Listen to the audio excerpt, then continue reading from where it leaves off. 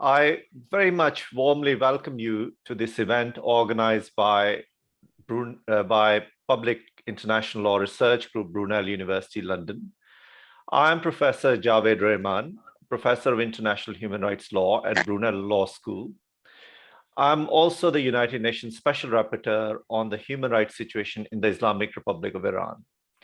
Today, we are most fortunate and honored to have as our speaker one of the world's leading and most brilliant international lawyer and jurist, His Excellency Al-Khasawneh.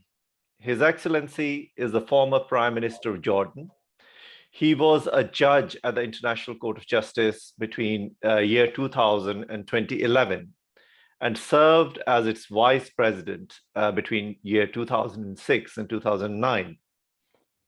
He was advisor to His late Majesty King Hussein on international law and Chief of Royal Hashemite Court between 1996 to 1998. He was a member of the UN International Law Commission for 3 terms from 1986 to year 2000.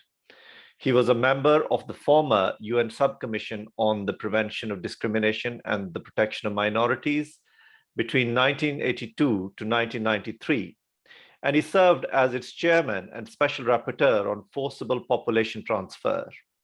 He has contributed enormously to the elaboration of most treaties in the field of codification and progressive development of international law, and has in more recent times been appointed as an ad hoc judge in the delimitation case in the Caribbean and Pacific, Costa Rica, Nicaragua before the International Court of Justice, and he sits in a number of arbitrations.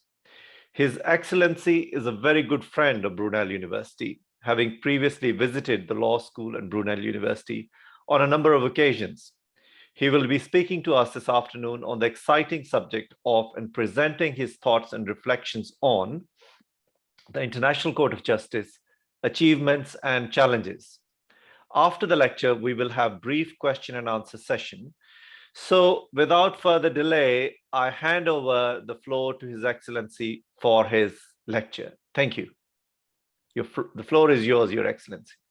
Thank you very much. Good evening, ladies and gentlemen. I am delighted to be back in Brunel, this time remotely, which only attests that modern technology is virtually indistinguishable from magic.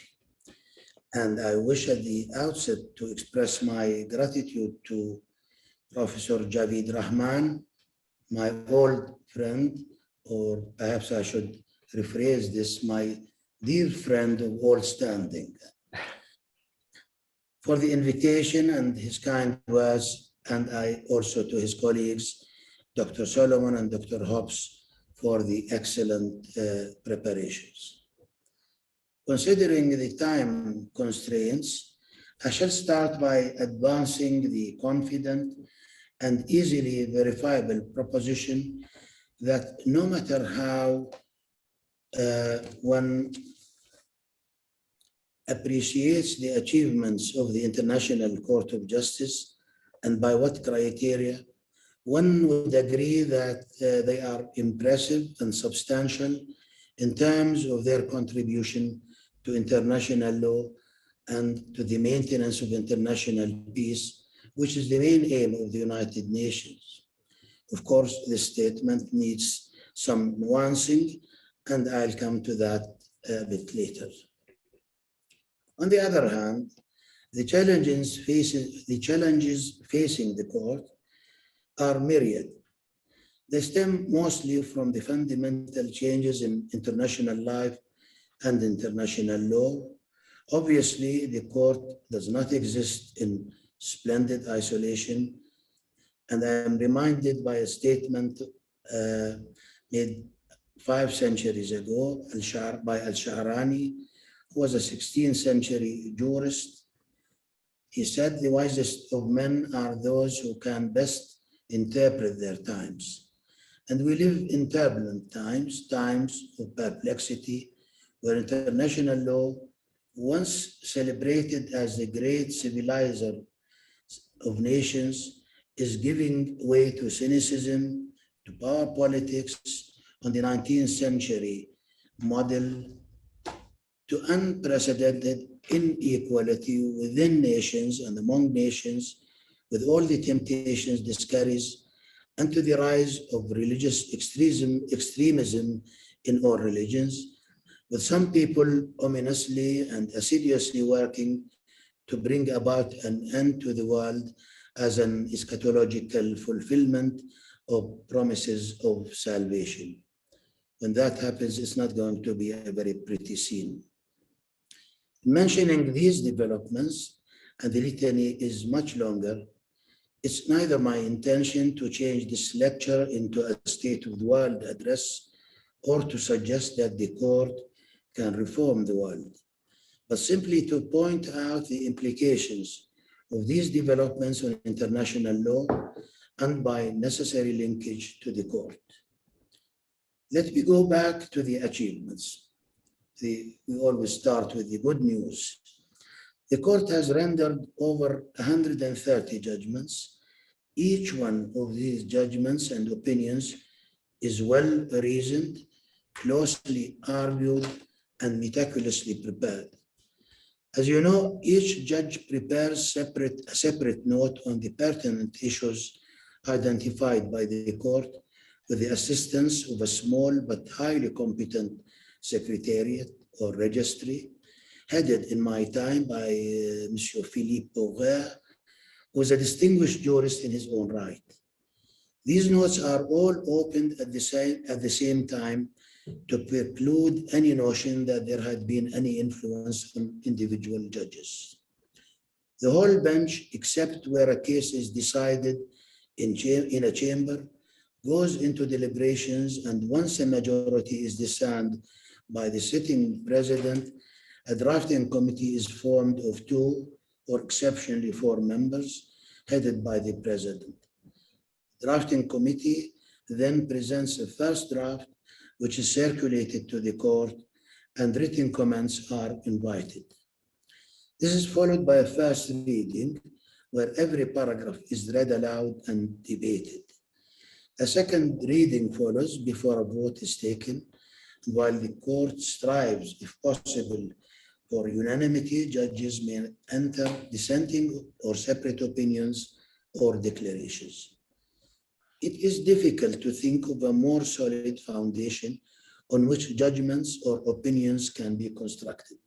Of course, the court is constantly aware of the weightiness of the disputes it is called upon to resolve in terms of the interest of the litigants, as well as the importance of its judgments in terms of the cohesion and certitude of international law.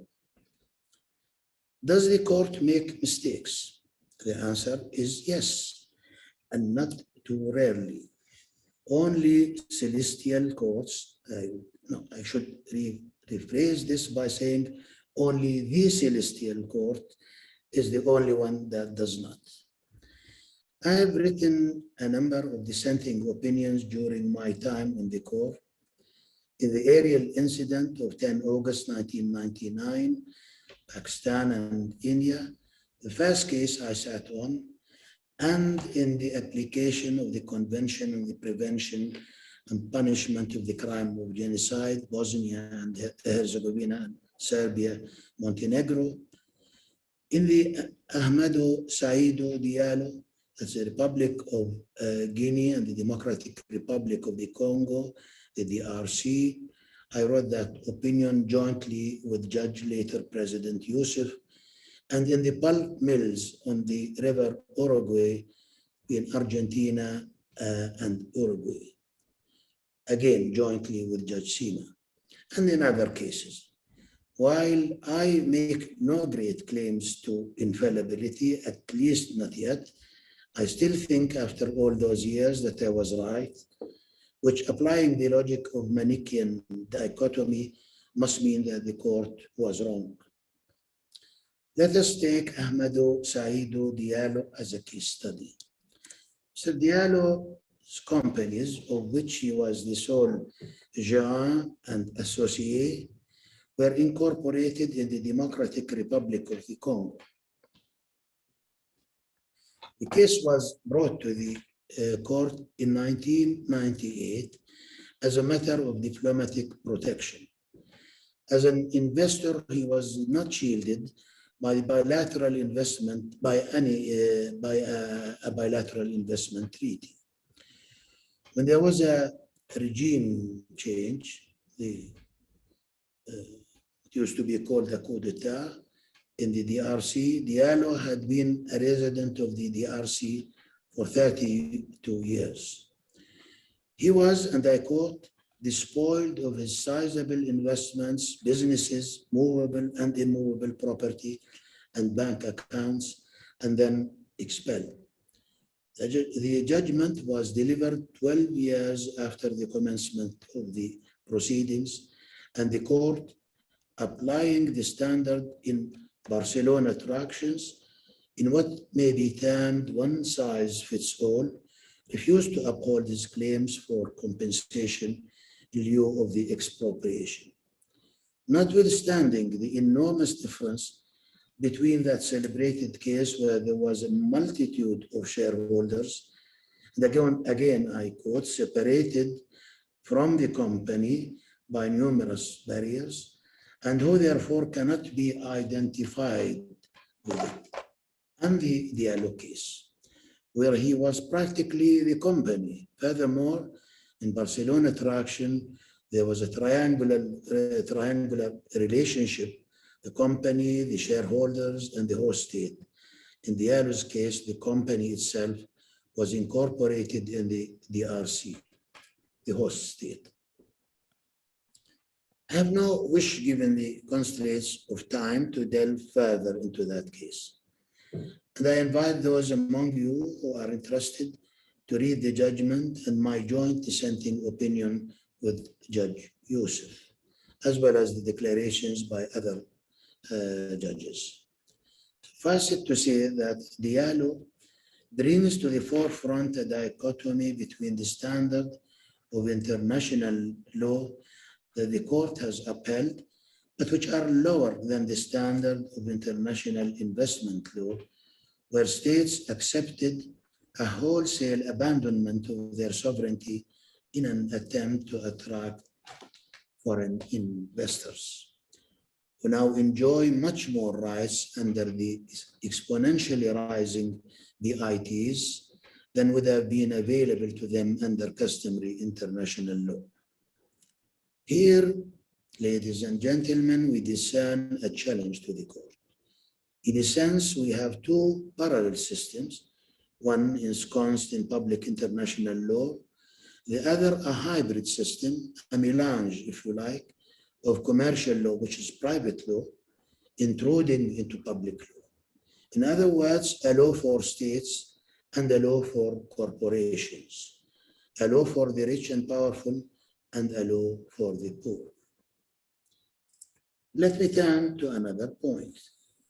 You would have noticed that the codification and progressive development of international law has become much slower than was the case in the second part of the last century. And where it has happened, it has tended to concern important but peripheral fields of international law.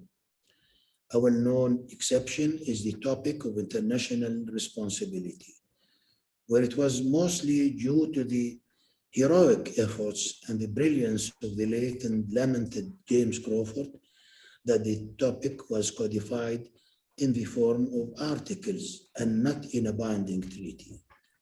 Some pruning was also needed to ensure their political acceptability. To be sure, the articles on state responsibility, the responsibility of states for internationally wrongful acts, are highly regarded and have been often quoted, but the fact remains that a topic that has been described as the backbone of international law, codifying as it does the secondary rules of international law, cannot be accepted in the form of binding treaty, must raise doubts about the position of international law in international relations. The implication for the work of the court is yet to be assessed, and I readily recognize that codification, I'm not very keen on codification. I'll come to this later. I readily recognize that codification rather than development through judicial decisions is not always a good thing. But in terms of certitude of the law, the reluctance of the international community to accept codification does not augur well for the future development of international law, with the aim of ultimately establishing the rule of law at the international plane.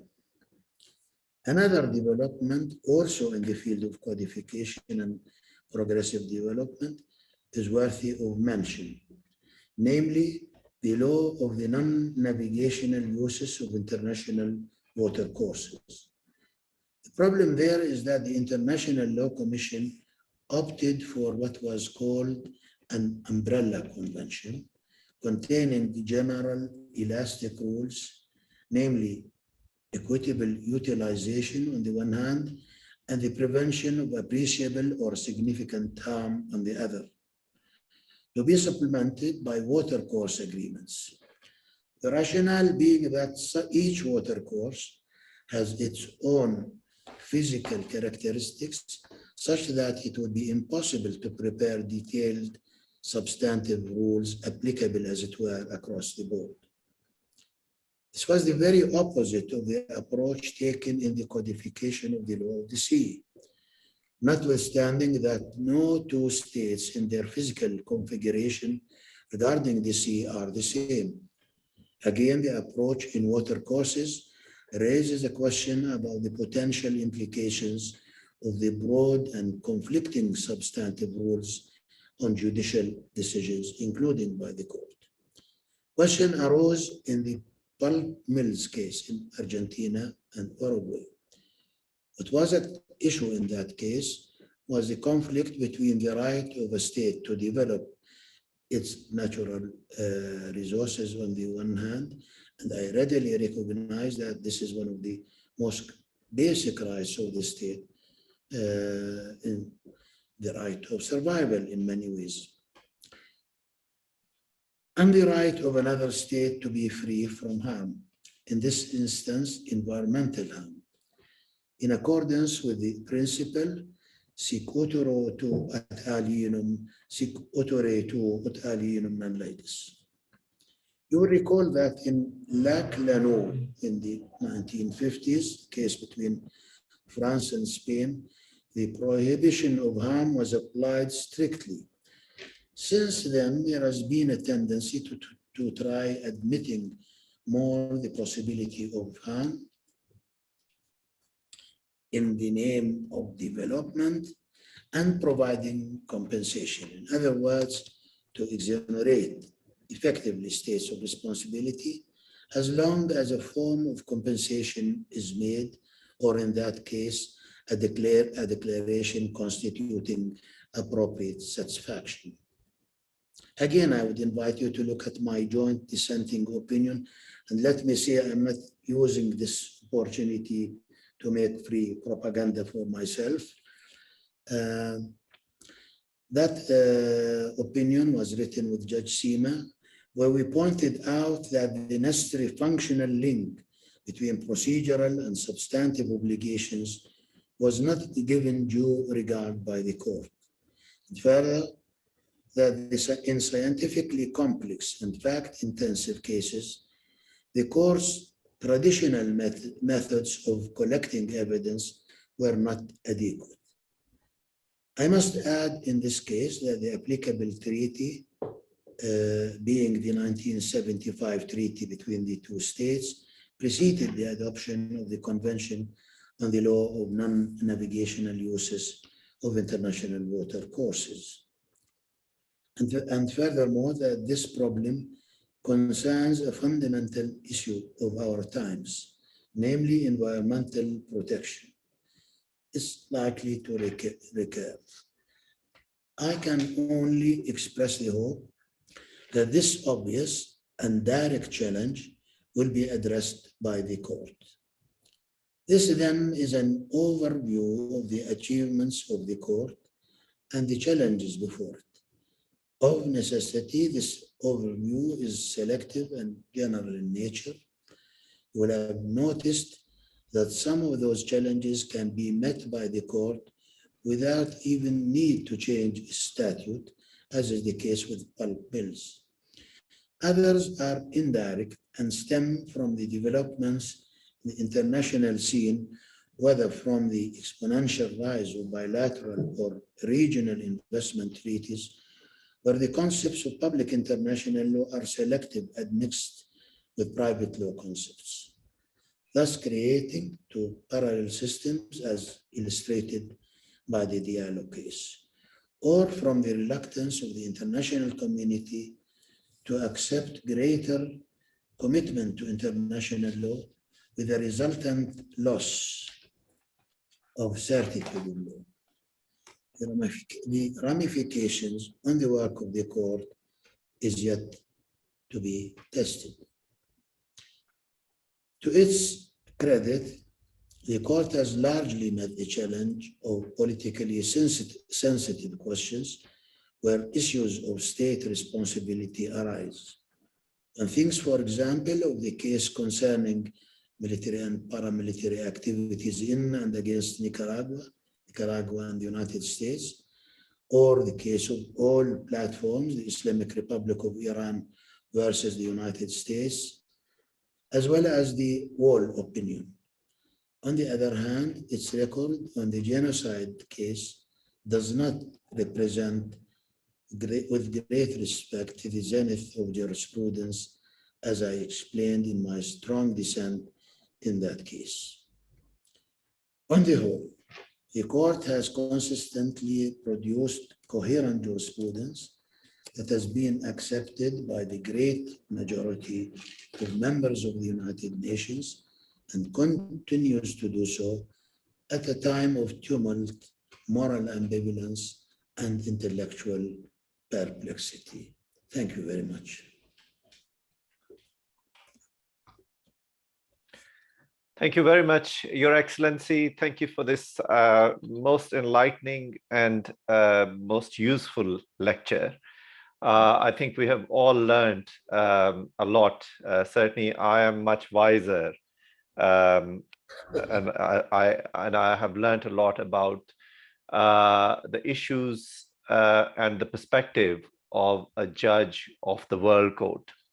So, Your Excellency, if I may just start our conversation by asking you, you mentioned the word greater commitment towards international law.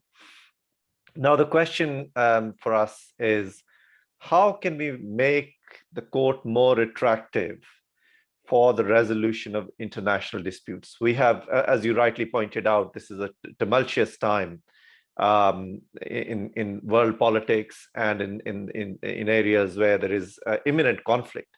So is there a possibility that this court becomes more attractive to states for resolving disputes which seem to be intractable and which have very serious consequences in terms of human development, in terms of human rights, in terms of conflict resolution? So what is your view on that? How can we make the court more attractive? Well, I mean, speaking in general, there is now more resort to the court than at any time in its history. Remember that in the days of the Cold War, there was barely a case per year or 2 cases per year. This all changed, and what also changed was that many of the cases that now come to the court do so not through the traditional method of Article 36(2), the optional acceptance of the compulsory jurisdiction of the court, which a system which was starting to decay already in the 60s with so many reservations. Rather, the main source now are multilateral treaties that have settlement of disputes procedures, including the resort to the court.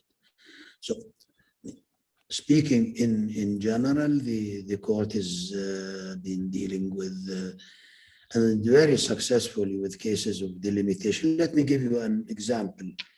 As you mentioned, I was until recently an ad hoc judge in the delimitation between Costa Rica and Nicaragua. This case has come to a conclusion, and the dispute between the two countries was settled. Look at a country like Nicaragua. Practically all its borders and maritime delimitations have taken place through cases before the court. And when I look at the situation, for example, in the Eastern Mediterranean, with the threat of war, I mean, what comes to my mind is the situation in the Caribbean, which resembles the Eastern Mediterranean in many ways, and how I wish that the same approach could have been taken. So, I mean, in this respect, the court has really fulfilled its mission, so to speak, in finding peaceful and hopefully final solutions to the problems that beset countries in the world when it comes to the area, at least of the limitation. Problem becomes a little bit more nuanced when one comes to what has been termed politically sensitive cases.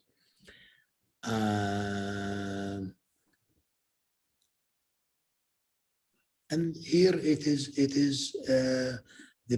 it's not easy to, it is not something that the court itself can promise or do or change.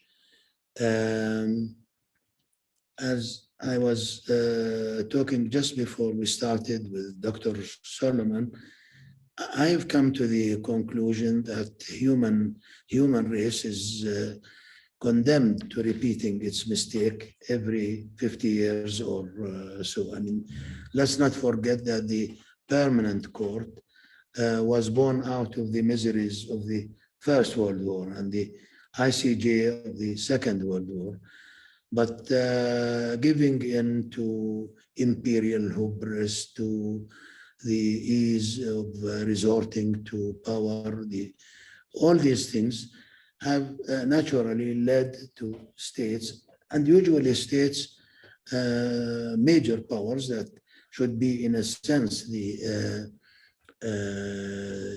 states that care more about international law, being very reluctant to accept any form of judicial settlement of areas that touch on international peace and security. I mean, for one thing, there is practically now an overlap between Chapter 6 and Chapter 7 of the Charter. In some instances, I mean, this has led to non-appearance before the court. I speak about the Wall opinion and of the current case of the movement of the embassy from Jerusalem. This is a very disconcerting thing.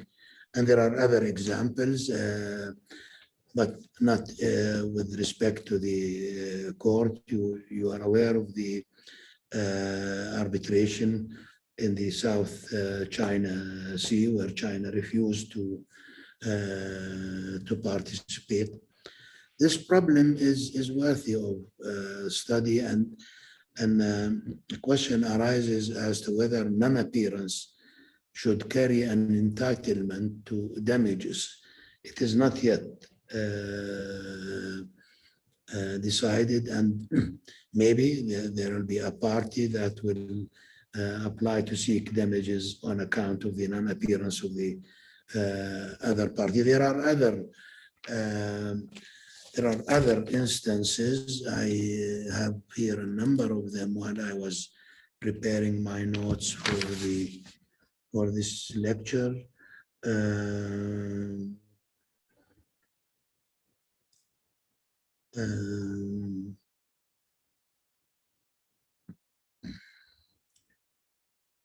Russia, with regard to the Arctic Sunrise case, Kenya and the maritime delimitation in the Indian Ocean,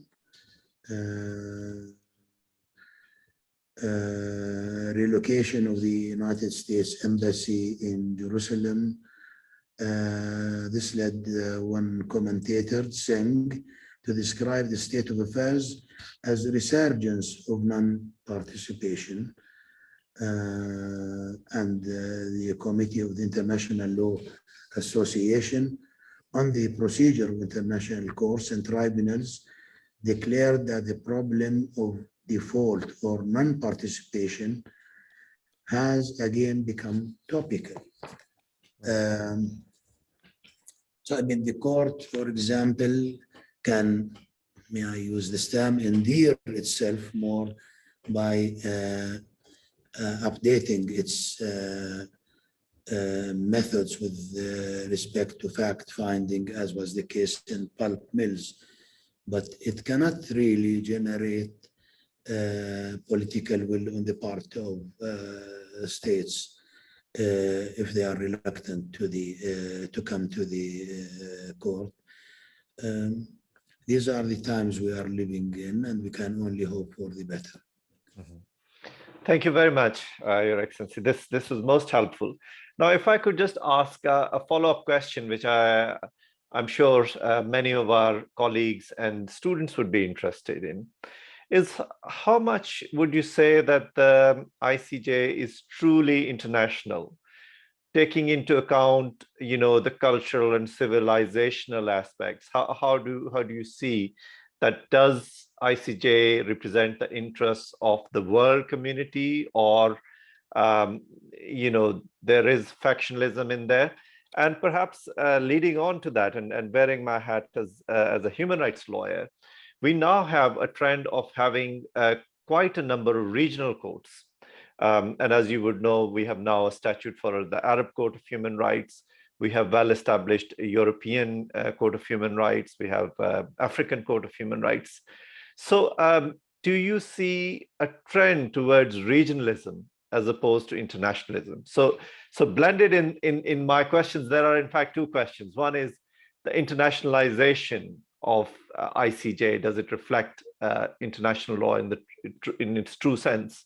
And secondly, how do you see the regionalism? Should regional courts have interaction, and how effective can regional courts be when we have an international court of justice? Thank you. Okay, these are very, very pertinent, very good questions.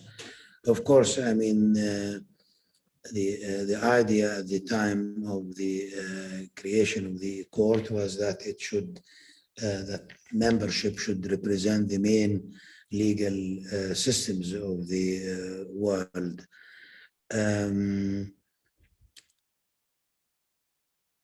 But this hasn't really always worked in the way that it was intended to do at the beginning.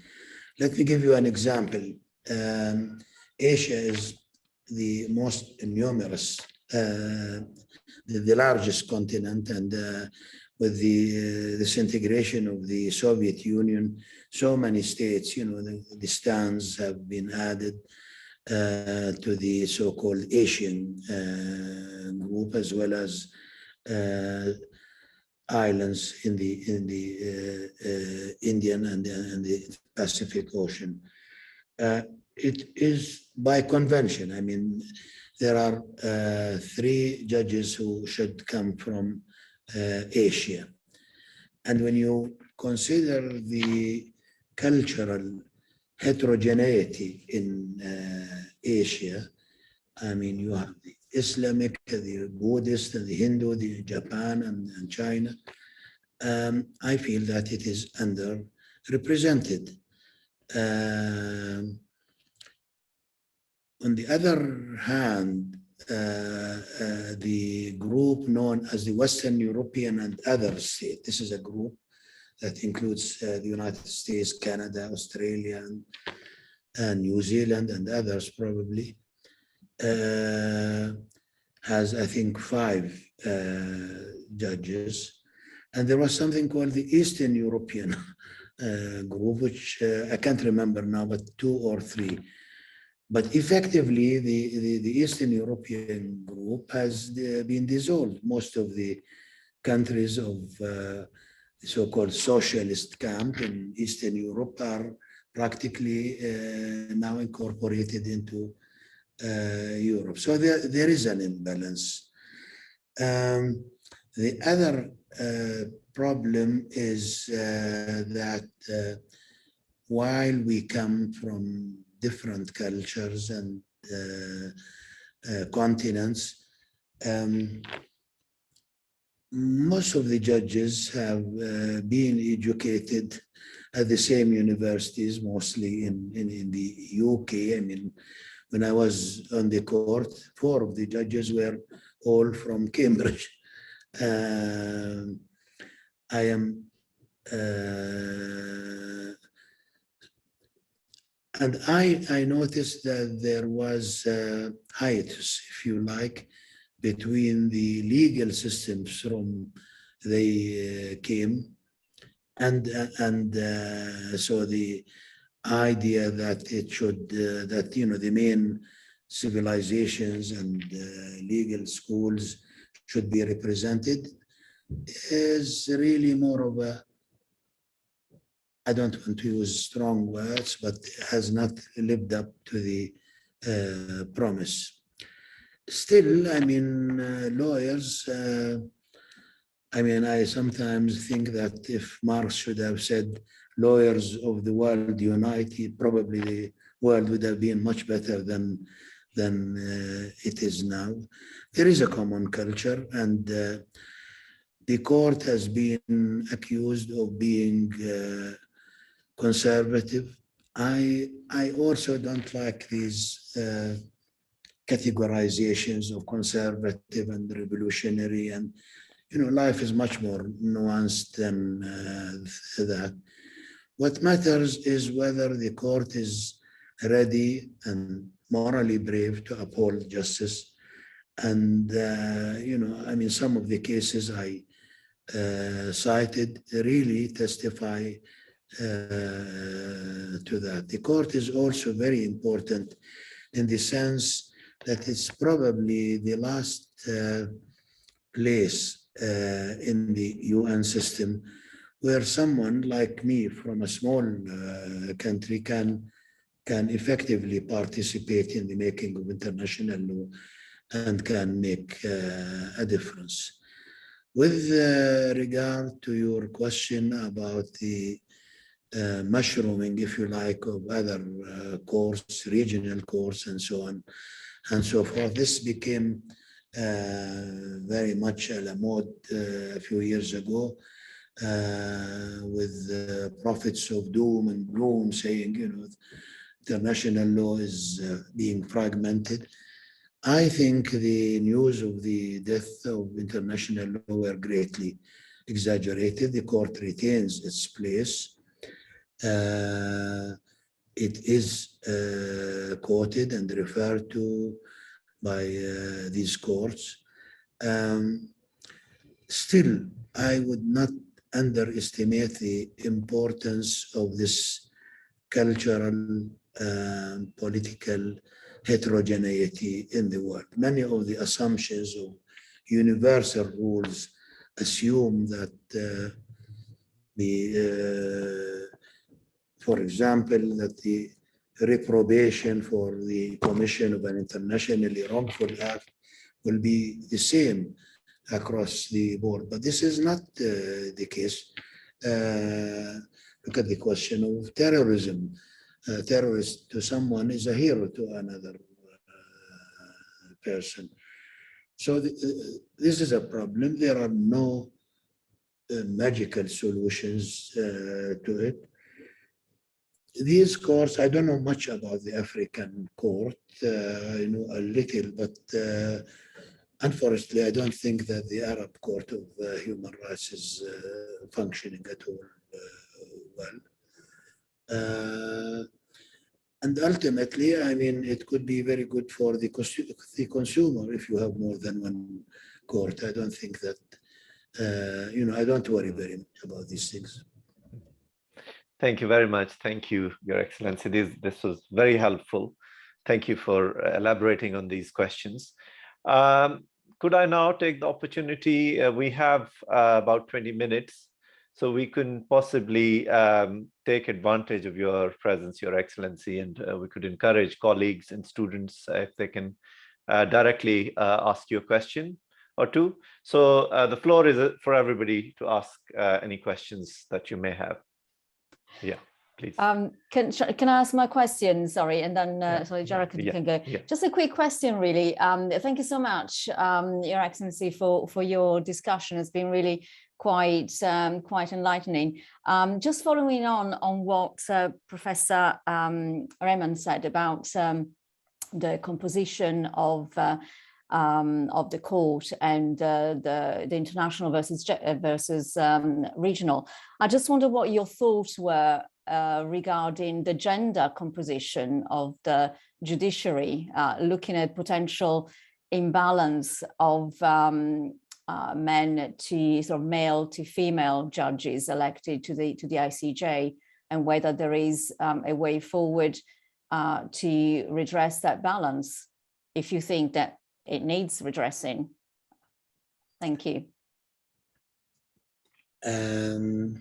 Well, at the moment, the president is Judge Donahue, who is a very good, effective judge, and I know her from my days on the court. Then, of course, Judge Higgins was president of the court. Vice president is Judge He, but it is a lady from China. And we have a judge recently from Australia who is also a woman. So, I think the days of male monopoly and supremacy are on the whole, and are on the wane, and I am all for it. I don't think it needs addressing. It should run its course, and in the court, as well as in some of the arbitrations I sit in, I can testify, but this is an impression that the women I've had the honor to deal with have been very effective, very pleasant, and I am all for ladies and, taking the highest offices, whether here in Jordan or worldwide. So I think I don't think it's a problem really. It is moving in that way. Thank you, Your Excellency. I think we have. Is it Dr. Conway, Gerard Conway? You have a question to ask, please. Yes. Yeah. I'd like to thank Your Excellency for your for a very interesting discussion and talk. I'd like to ask you about your personal experience as an ad hoc judge, and just generally about the role of ad hoc judges, and how do you think that feature of the court works? Is it a good feature of the court, and how if insofar as you can comment on it, how did you experience it yourself? Well, I mean, it has been argued that ad hoc judges are carry over, as it were, from the days of arbitrations, or even 19th century arbitrations. They are useful. It will be a very good idea to have a statistical survey of how ad hoc judges have voted. There are cases in which an ad hoc judge or even a national judge have voted against their own country. I mean, I think Lord McNair did that in the early days of the court.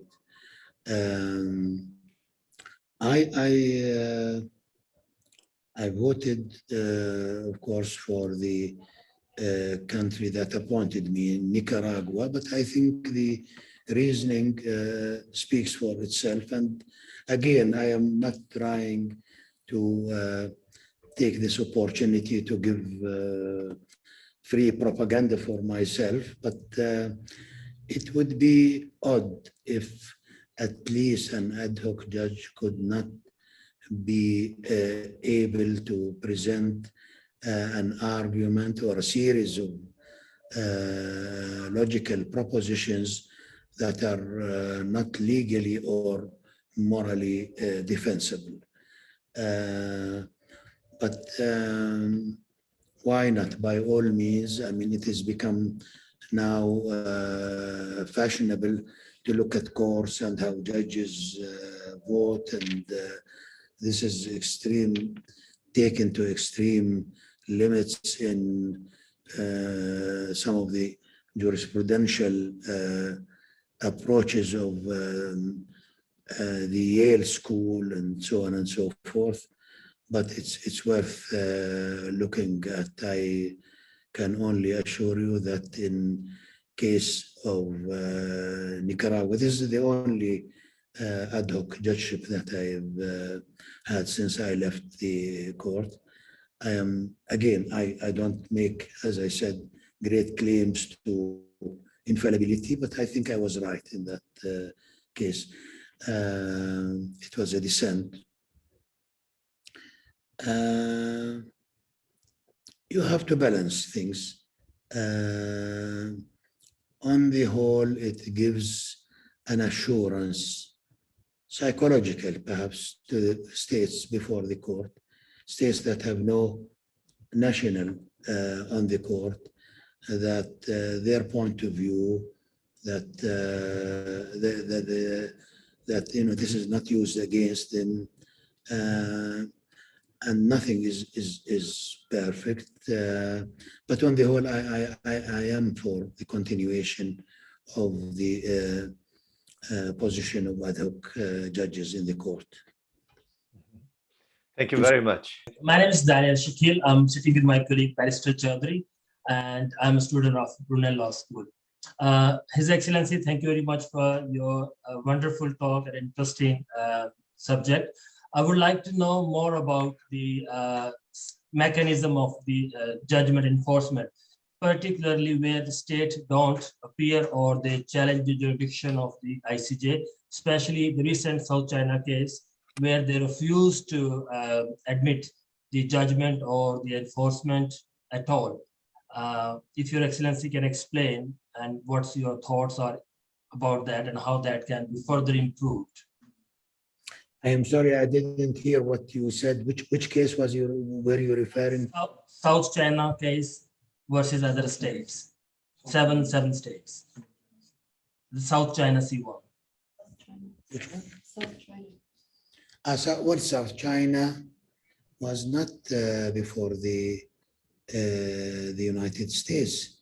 It was an arbitration. Okay. So this question doesn't arise. I mean, there were complicated questions about whether maritime delimitation, about the limits of the law of the sea.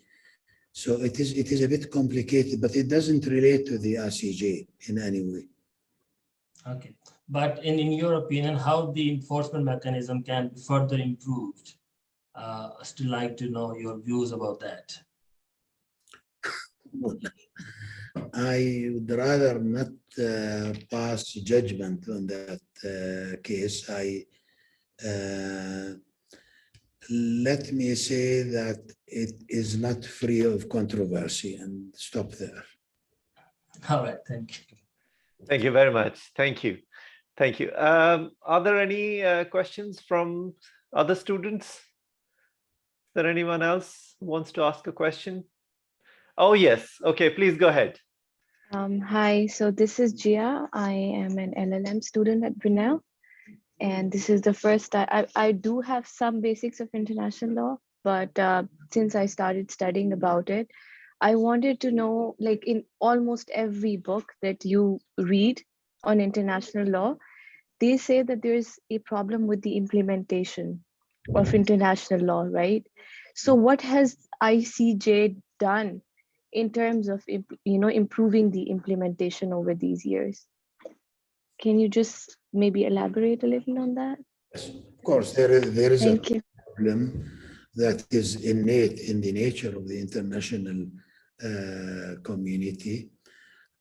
All I can say is that on the whole, the judgments of the court have been accepted and implemented, and even in some of the rare occasions where this didn't happen immediately, states have tried to resolve the problems that were addressed in the judgments. Let me give you an example. The Nicaragua case, the United States initially refused to cooperate and so on and so forth. But a few years later, there was an agreement between the U.S. State Department and the then Foreign Minister of Nicaragua, Madame Chamorro, which basically addressed the questions that were part of the agreement, part of the judgment. In Nicaragua, in Cameroon, Nigeria, there were problems of implementation, and sometimes the good offices of the Secretary General of the United Nations are used. So at least there were negotiations about the implementation of the judgment. This is related to the Bakassi Peninsula in Cameroon. But on the whole, I mean, I think I can say without too much fear of contradiction that the great majority of the cases have been implemented and accepted by the parties. And this is so, especially in areas where you're dealing with maritime delimitation, probably less because of loss of face, questions involving state responsibility. This is a general picture. What can the court do about it? As I said, the court cannot really set out to reform the world. Much depends on political will and relations between states. And this is why I feel disconcerted about this laxity in respect in the area of respect of international law. So it's a problem of international law as such rather than a problem of the court. Mm-hmm. Thank you very much. I think that's really helpful. Solon, I think you had your hand raised. So if you want to ask thank you very much, Professor Rehman. Your Excellency, thank you very much for the lecture. My question has to do with the advisory opinion function, and whether the advisory opinion should be seen as binding or not.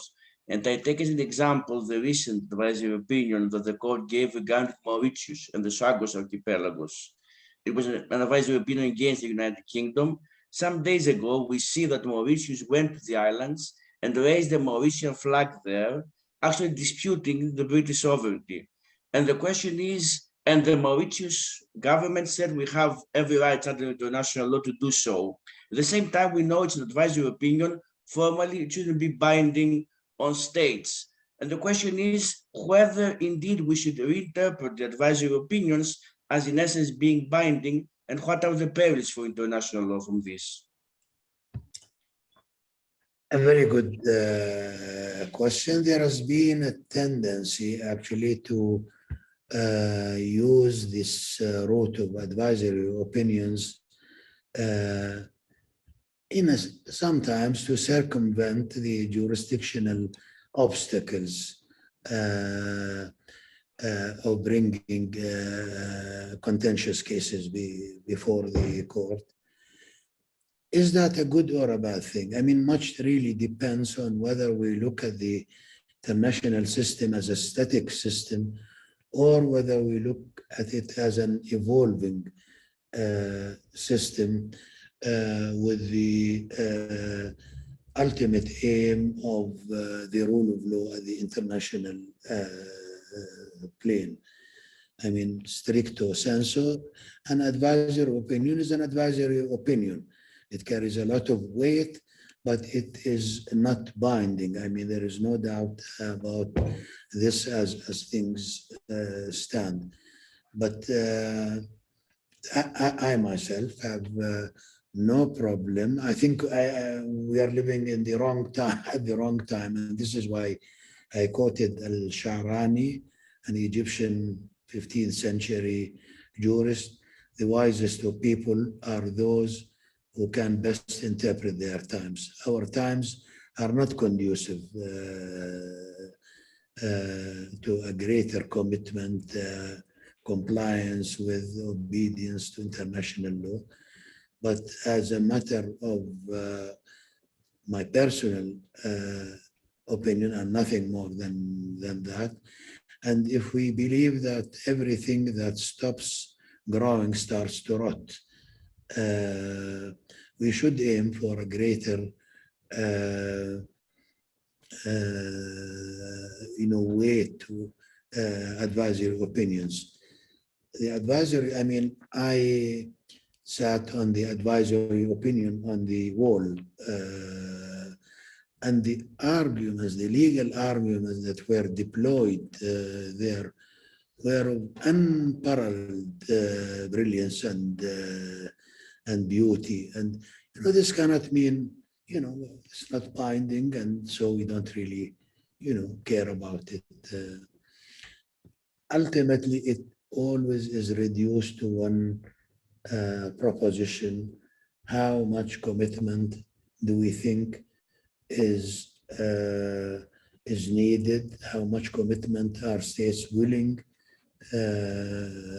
to give to international law, given that this will restrict their freedom of action? So, I mean, the debate can be endless about this thing, and I would love to come to Brunel and spend an evening with you debating this, but I don't think I should subject you. I mean, nothing is more dangerous than former judges speaking extemporaneously, because they tend to speak and on and on and on.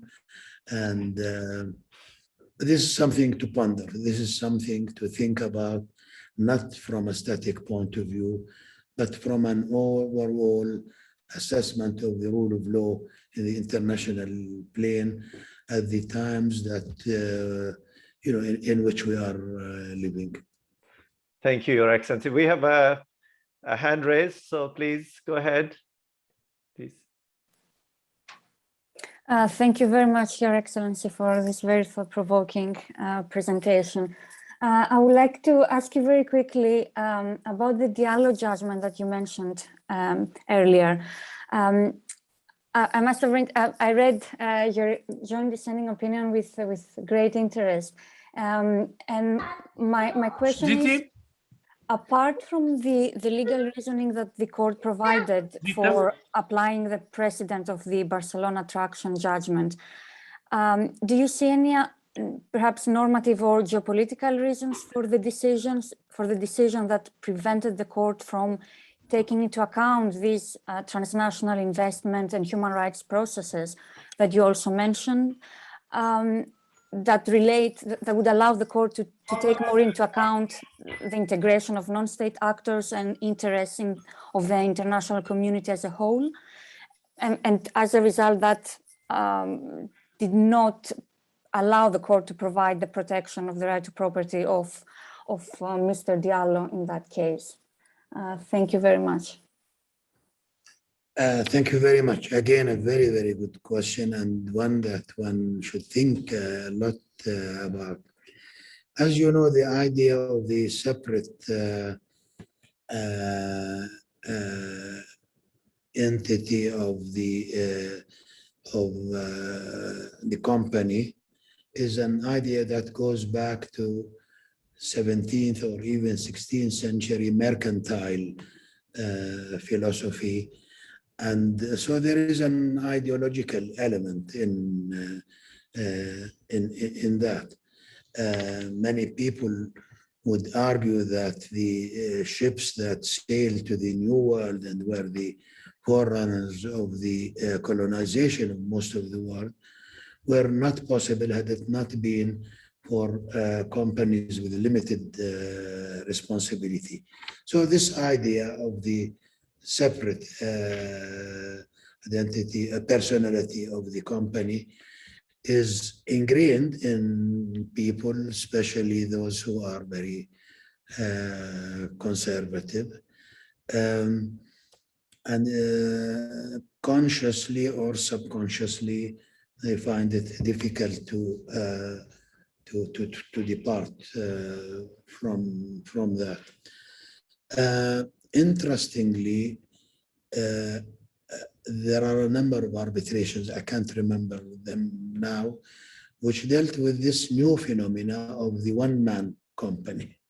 This was, of course, not the case in Barcelona attractions.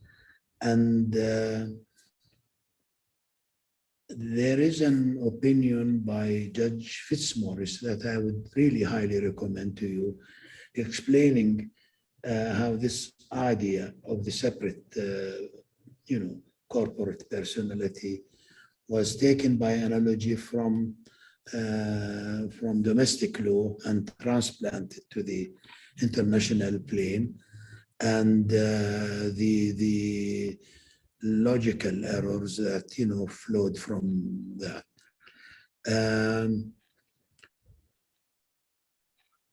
I mean, if you are inclined to this conservative way of looking at things, then there is no problem. What I really found very unfair and very unjust and unpalatable was that we are now basically living in, as lawyers, we have to deal with two parallel systems. One in which the state is the important thing and probably overemphasized. But on the other, since the end of the Cold War, you have had a bonanza of investment treaties, and there all the legal concepts that were fashionable in the United Nations, permanent sovereignty of peoples over their natural resources, the new economic order, the state as the subject of international law, have effectively been abandoned, and they died quite death. They didn't create a lot of noise. And you have now the phenomena, and I say this as somebody who sits on arbitrations, where there's been a lot of abuse by what is being called adventurous arbitrators, who are unbridled by a jurisprudence constant that would stop them. They cherry pick from international law. They are and the whole thing really now revolves around capital exporting countries and the problem of countries seeking to have foreign investors. In many cases, this is like a Greek tragedy with great expectations on the one hand and intrusion into the public law of sovereignty, inability to meet these expectations, and arbitrations on which so many arbitrators now live and thrive. What I particularly find unacceptable is that if Diallo had been protected by an investment treaty, his problem would have been resolved within 6 months or a year. In this case, it took 12 years for the court to move.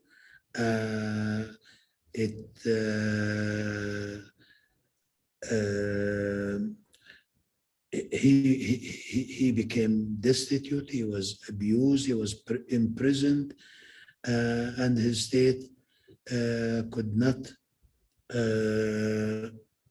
espouse his claims because the companies were incorporated in the DRC. And I think that the basic function of the law is to deal with power inequalities and to correct them in the interest of justice. Much depends on how you see the function of law. And I am of a school, I mean, I don't belong to the natural law school or the positivist school, but I belong to the school of justice. And if people say to me, oh, how do you define justice? I will retort by quoting Verementry, who was a great judge. He said, I cannot define justice, but I know that injustice is instantaneously recognized. Thank you very much. Thank you. Thank you, Your Excellency. Well, all that remains for me is to thank His Excellency once more for presenting his thoughts and reflections on the International Court of Justice, achievements and challenges. This was a fascinating and most useful discussion, and I'm sure that you would join me in thanking His Excellency for what was, most enjoyable, something we will remember, and we have learned much from this discussion. So I thank you very much, Your Excellency, and I would also like to say that we look forward to welcoming you to Brunel University, and I hope that you will accept our invitation to be with us in the near future. Thank you very much. Thank you. Thank you also, Professor Rehman, for the nice chairing of the event, and of course, His Excellency. And also to say to the members here, the attendance of the next event of the group is going to be on the 2nd of March, chaired by Dr. Lau. It's about artificial intelligence and international law. Thank you very much. With this, I close this event. Thank you. Thank you. Bye-bye, everyone. Bye-bye. Good luck to you all. Huh? Bye-bye.